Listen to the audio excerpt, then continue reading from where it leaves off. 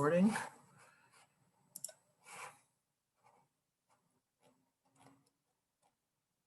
All right, so resource management spans also three process groups: planning, executing, and monitoring. Resources in general are human resources as well as materials and supply. So we'll talk a little about this. It's very similar to schedule management and activity, where you came up with activity estimates for the duration. Same thing here, you're gonna come up with estimates for your resources. How much time does a resource need to be allocated to the projects? Very similar concepts.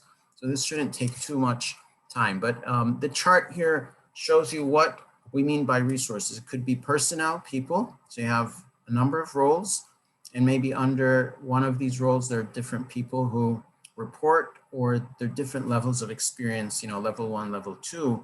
So this could be an analyst, then you can have, a junior analyst, a senior analyst, for example. Or your resources could be material or equipment that are using, equipment could include things like software, hardware.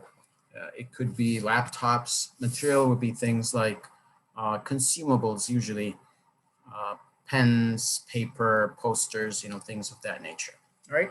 So similar to risk and quality, your resource management plan, or planning your resource management, addresses how do we do things? How are we going to hire people?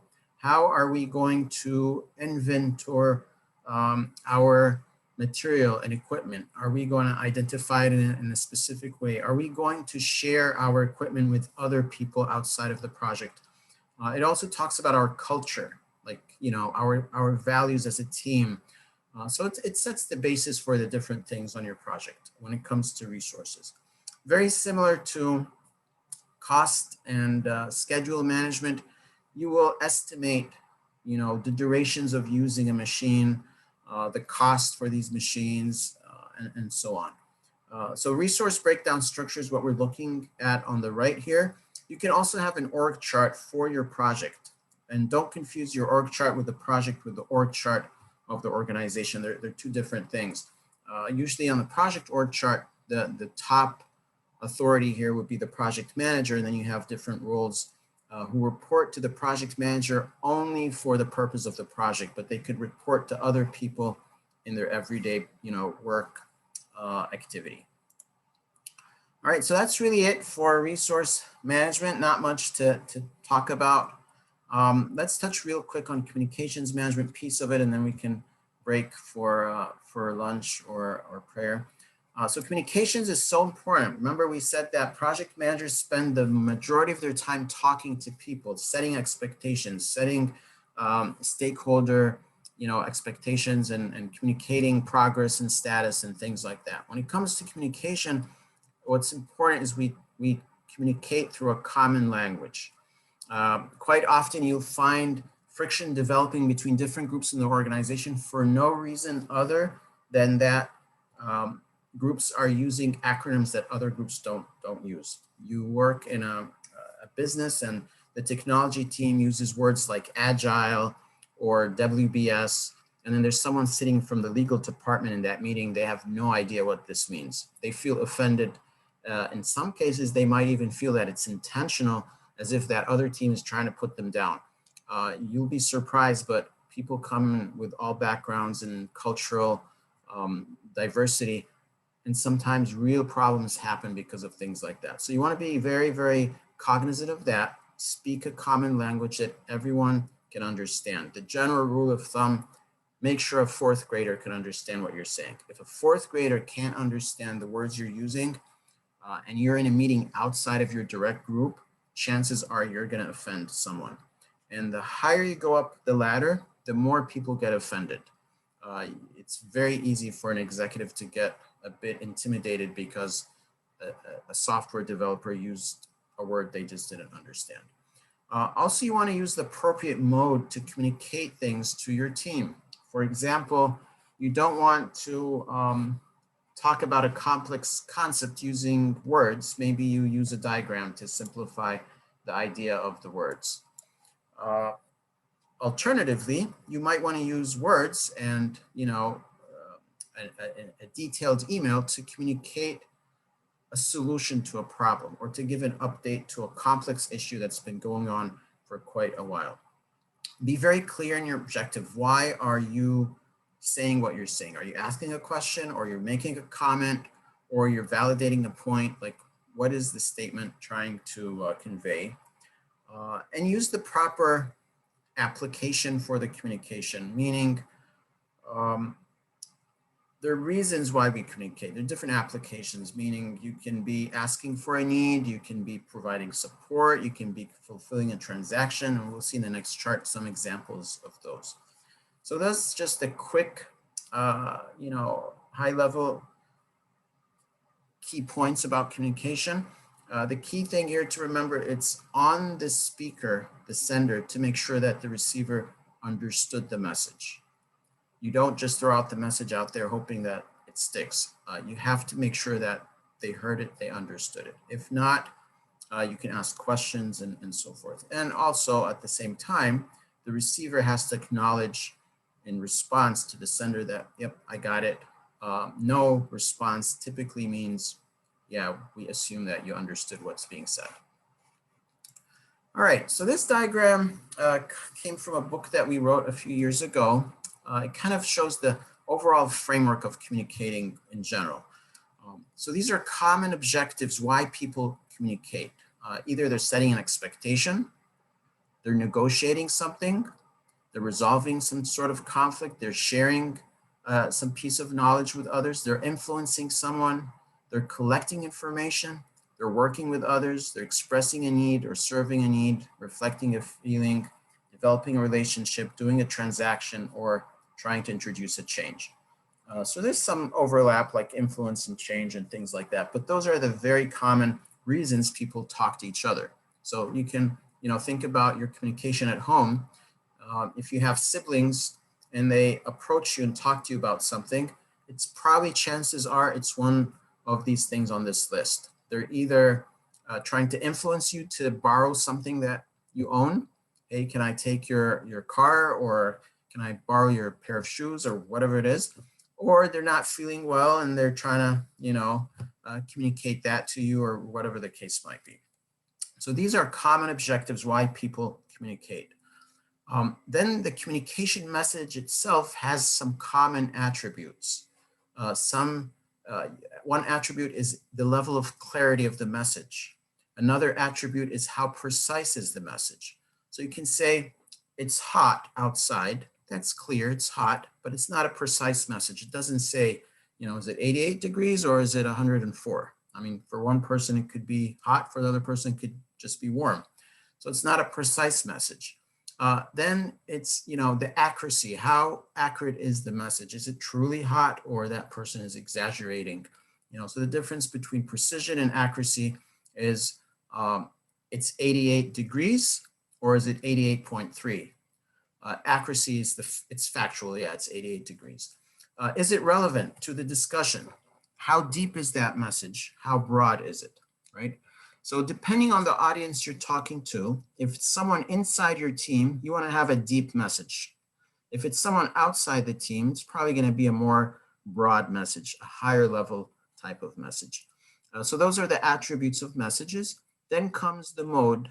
Is it, what's the relationship you're having with that person? The medium you're using, are you using a video communication, an audio, a text? Is it one-on-one?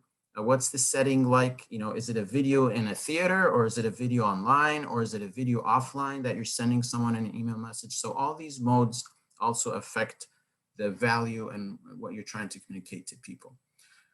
So in summary, when you're on a project and you're trying to communicate something to your stakeholders, and we'll talk more about stakeholders in a little bit, you want to choose the right attributes to communicate. You're not going to go to the general public if you're, talking about, let's say you're a project manager for a crisis center, right? And you're putting out a press release. You're not going to be very precise, but you need to be accurate. But if you're presenting statistics to your internal team, you want to be very precise. You're going to say, 52% of our cases were due to mental health. But in the general public, you might say approximately half of our cases are due to mental health. Why? Because the general public does not care about precision. They care about clarity. They need something that's broad and relevant to them.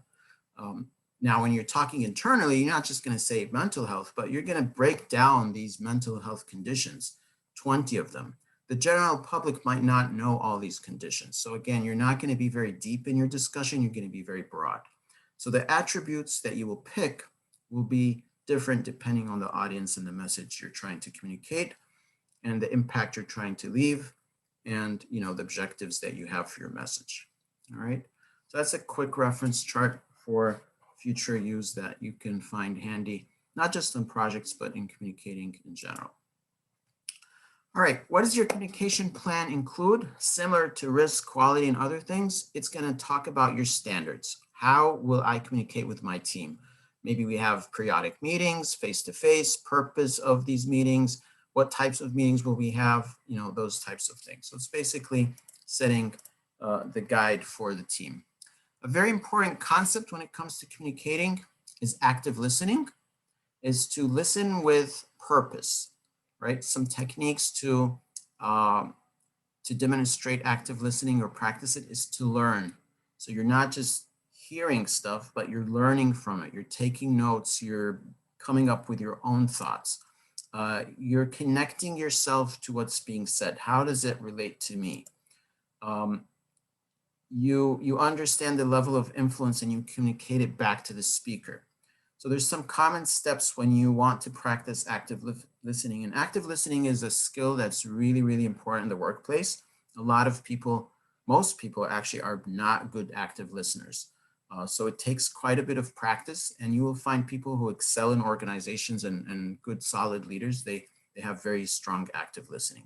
So one example is to receive the information, the first step, and then you understand it and you remember it and communicate it back to the speaker after you evaluate it and you respond to it. Reflective listening is even a deeper level of listening where you're not only responding, but you're also sharing your thoughts and your reflections and you're contributing to the discussion. And then empathetic listening is you're adding your emotions and you're putting yourself in the shoes of the speaker to kind of confirm or affirm your position on what they're stating. Active listening is important on projects, especially by the project manager, to understand how your team is feeling and improve their level of performance. All right, so let's stop here, see if you guys have any questions. I see here in the chat, Aaron put that it's interesting. Yeah, communications is the #1 reason there is office politics. It is the #1 reason people in the workplace get together or become the worst enemies. It's how messages come across and how people perceive them. So it is an area that really a lot of attention needs to go into it. And, a smart person in the workplace is a person who knows which of these I should use when I'm communicating with others. Should I send an email or should I just walk up to the person's desk and talk to them? Should I talk to them at the desk or should I talk to them at the coffee shop, right? The setting, that's the domain here, the setting. What's the best way to talk to so-and-so? I mean, I've learned a lot of lessons. I could communicate the exact same message to the exact same person, but in 2 different places, and the result will be completely different. If you go tell so-and-so, hey, let's go grab a cup of coffee from downstairs and hash this thing out, you come back with a completely different attitude and result than if you walk into that person's office and say, hey, let's talk about this thing real quick. One could be extremely flexible. The other one could be extremely strenuous and could result in some serious conflict. So the mode you choose, the level of specialization of the message, understanding, having emotional intelligence, understanding what the other party clicks with and where to let go and where to negotiate and things like that is extremely important. Any other thoughts, questions? Any experiences you've had in your schools, colleges, workplaces that you'd like to share with the team?